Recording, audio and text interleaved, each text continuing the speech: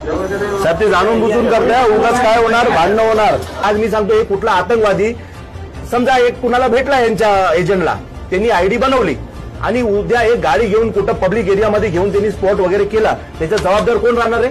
Office मुंबईमध्ये बंद राहिली पाहिजे जेपर्यंत टोटल आयडी व्हेरिफिकेशन होत नाही म्हणून। जर साहेब या लोकांनी चालू केली तर आम्ही काय करायचं ते तुम्ही सांगा। माध्यमातून पूर्ण मुंबईत नाही, महाराष्ट्र नाही, पूर्ण भारताच्या हिंदुस्थानची जनतेला सांगतोय की कृपया करून ओला उबेर बुक करू नका जेपर्यंत हे लोक पोलीस व्हेरिफिकेशन करून घेत नाही।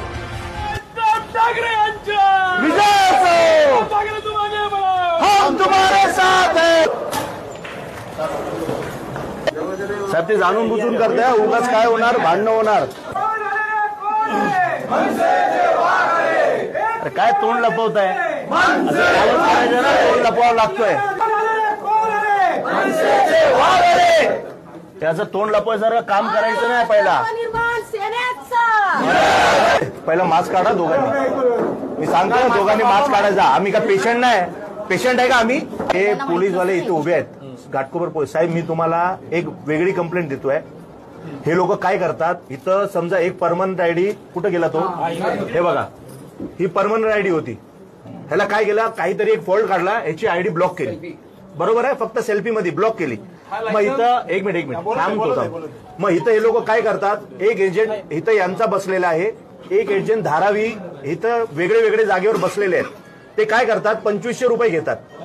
2500 रुपये मध्ये काय करतात, ती आयडी तर ब्लॉक झाली, काय करणार, लायसन्स एकाचं घेतात, आधार कार्ड एकाचं घेतात आणि फोटो काहीतरी फोटोशॉप मध्ये वेगळा थोडा चेंज करून त्याला 2500 रुपये मध्ये डुप्लिकेट आयडी बनवून देतात। 1500 रुपये ते लोक ठेवतात किंवा हे ठेवत असतील आणि 1000 रुपये ते ठेवतात। म्हणजे आज समजा एक महिला गाडीमध्ये बसली, त्याच्या बरोबर कधी चुकीची घटना घडली तर आपण काय सांगणार, आम्ही ही गाडी नंबर बुक केली होती, आयडीवर कोण आहे तर सांगणार, हा तुझं काय नाव आहे, आशिष ठोके। आशिष ठोके सांगणार, अरे माझा तर आधार कार्ड नाही, लायसन्स माझा नाही, चेहरा माझा आहे। तुम्ही कुणाला पकडणार, आधार कार्ड वाल्याला पकडणार। तो म्हणणार आधार कार्ड माझा आहे पण लायसन्स माझा नाही, चेहरा माझा नाही। म्हणजे या पद्धतीने हे लोक ज्या पद्धती स्कॅम करतायत ना, हे मोठा स्कॅम आहे आणि आपल्या हे मुंबईमध्ये चालत नाही, उबेर पूर्ण भारतामध्ये चालते ना, तर सगळ्यांना रिस्क आहे। आज मी सांगतो, हे कुठला आतंकवादी समजा एक कुणाला भेटला यांच्या एजंटला, त्यांनी आयडी बनवली आणि उद्या एक गाडी घेऊन कुठं पब्लिक एरियामध्ये घेऊन त्यांनी स्पॉट वगैरे केला, त्याचा जबाबदार कोण राहणार आहे?